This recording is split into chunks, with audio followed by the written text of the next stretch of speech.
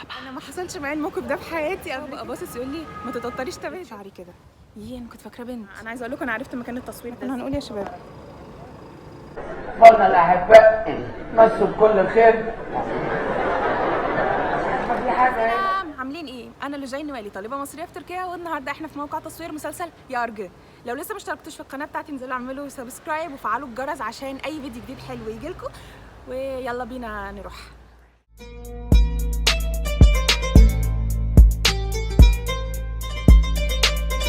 طب يا جماعه زي ما انتم شايفين كده بقى ايه الكرفانات مركونه. احنا كنا جينا امبارح لقينا ان مفيش تصوير، بس النهارده في الحمد لله.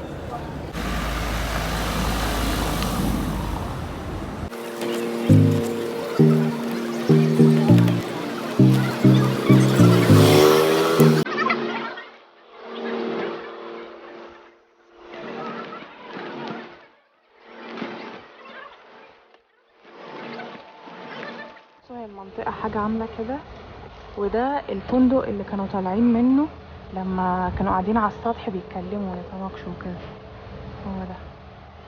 وهنا بعد كده المكان اللي هم فيه.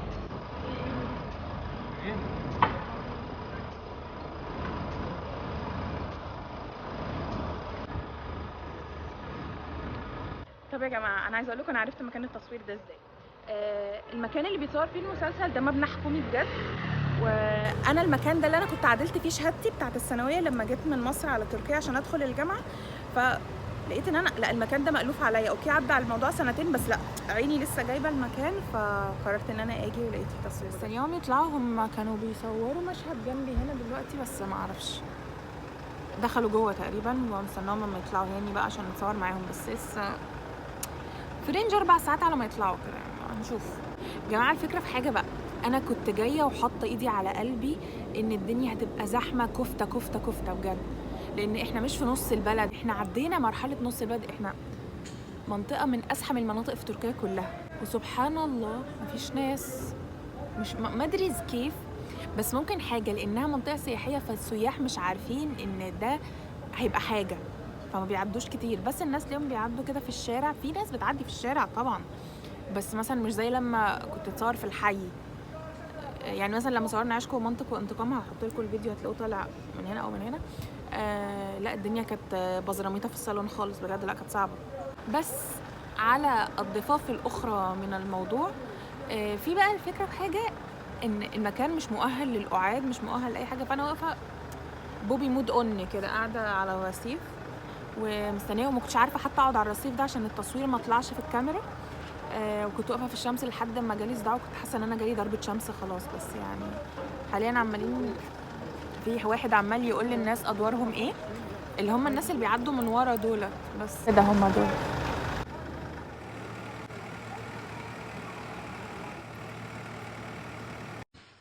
احنا هننام.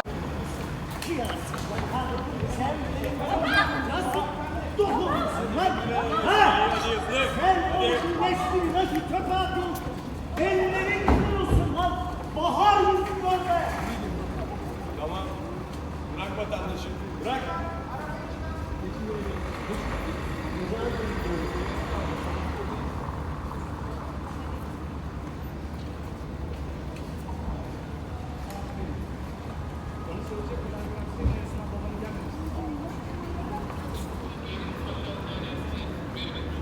بالنسبه بقى لصاحب كان اللي هو الضابط اللي هو كان برضو اللي هو اور يعني، كان لطيف قوي. فانا لقيته داخل على الكرفان كان بابه مفتوح، انا ما رضيتش ابص من على الكرفان، وقفت بعيد قلت باردون عشان ايه ما بقاش اللي هو برضو راشقين دماغنا مع الناس، برضو عيب. فلقيت واحده طالعه لي اللي هي كانت مع كان دي اللي هي بتقف زي الزيتونه دي، قلت لها سمحتي عايزه اصور معايا، قامت راحت استاذنته، قال لها ماشي. الفكره بقى في ان انا قلت ايه، قلت لها سمحتي عايزه اصور مع استاذ محمد. هو اسمه اور اصلا، محمد ده اللي هو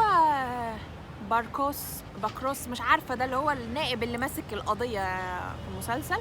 Merhaba. Arap takipçilere sizi çok seviyor. Merhaba, sizi çok seviyoruz. Bizi izlemeye devam edin. Teşekkür ederiz. Türkiye'ye geldiğinizde bekliyoruz.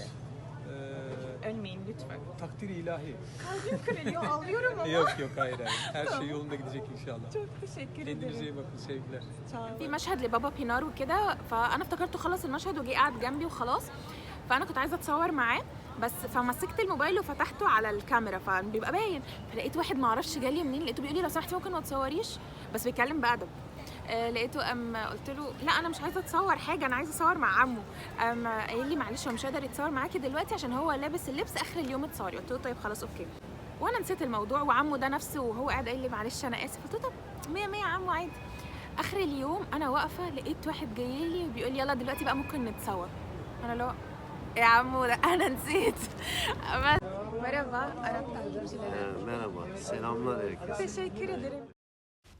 وهنا بصراحه ليال دغ مؤمن من جحر مرتين، ما رضيتش اعمل عمله ايطاش، كنت فاكراها راح اتصور بس 3 مراوح. Merhaba. Arap takipçilere bir şey söyler misiniz yoksa yasak mı? Selam. Yasak ama bir fotoğraf çektirebiliriz istersen ya da herkese merhaba falan. Tamam.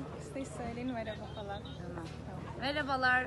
Çok Hepinizi seviyoruz öpüyorum. sizi. Ben Teşekkür ederim. Mısırlıyım. Size Mısır'dan hediye getirdim. Çok teşekkür ederim. Rica Çok sağ ol. ederim. Tamam açayım hızlıca. Tamam pardon. Nerede var? Burada. Bu nedir? İsminiz eski Mısır diliyle. Öyle mi? Ay çok Evet. güzelmiş. Çok Teşekkürler. teşekkür ederim. Çok sağ ol. اخو كان لطيف قوي، كان معدي من جنبي وانا يعني انا ما كنتش واخده بالي ان هو جاي في وشي اصلا. فقلت له فوتوغراف تشيكابيلير مين ممكن اتصور معاك؟ فهو كان عداني بعربيه، لقيته قام رجع لي تاني قال لي تمام تمام تعالي. فاول ما جه قلت له ممكن اصور فيديو؟ قام قايل لي صوره ولا فيديو؟ بهزار. قلت له الاثنين. قام قايل لي طب يلا بينا اللي انت عايزاه. المهم بقى هنا يرقد الحظ السعيد بان موبايلي يهنج وكل حاجه تقفل وانا اتوتر. ليه؟ لان فجاه كاميرتي ما تشتغلش. عمركم شفتوا في الموبايل ما يطلعش اوبشن كاميرا فيديو؟ انا ده حصل لي والموبايل هنج وكل حاجه وقفت فجاه. قلت له معلش والله دي اول مره تحصل. كنت عايزه اقول له يعني ما اعرفش يعني شوف انت الناس كلها تصورنا معاه وانت اخر واحد. قال لي لا لا ما تقلقيش ولا يهمك. فبعد كده قال لي طب ما انا ايه رايك بقى نتصور صوره لان واضح ان الموضوع مش ظابط. قلت له طب قشطه. فخطرني خاطره وعرفت ان انا اتصور وتصورنا الحمد لله.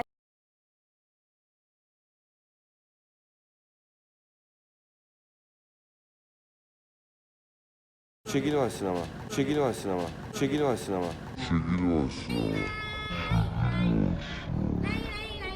كان رفض ان هو يصور فيديو للاسف. اللي حصل كالاتي، انا كنت واقفه عادي مستنيه ان هو يطلع، وعمال الست عرفوا ان انا عايزه اتصور. انا قاعده اليوم كله مختفيه عن الانظار محدش يعرفني لحد ما لقيت ان الست خلص. فالراجل المسؤول عن الكرفان بتاع كان لقيته عرفني وقام ضحك بس وسكت ومشي، ما اتكلمش معايا ولا انا حتى كلمته. لقيت كان طالع من الكرفان يسلم عليا، لقيته بيقول لي تعالي تعالي. وما كانش حد غير انا واقف، فناداله ان هو يجي يتصور معايا. قلت له ممكن اصور معاك فيديو؟ قال لي لا ما ينفعش ممكن نصور صوره. قلت له معلش احنا ليه ما ينفعش نصور؟ قام قايل لي عشان هم بيصوروا بروفيشنال فيديوز فاحنا ما نقدرش. فانا بص له كده قال لي ما هو انا وظيفتي ان انا بصور فيديوهات ولا انا وظيفتي؟ قلت له دي نقطه برضو يعني نحسبها. قلت له طب انا جايبه لك هديه اتفضل وكده. لما شافها قال لي ايه ده الله دي حلوه قوي، انا هخليها في الكرفان ومش هرميها خالص. قلت له ربنا يخليك شكرا. قال لي يلا تعالي نتصور وخليها يبقى ماسكها في ايدي عشان تفضل ذكرى معانا في الصوره وكده. قلت له طب يلا بينا وتصورنا. انا مصريه عملت لك دي.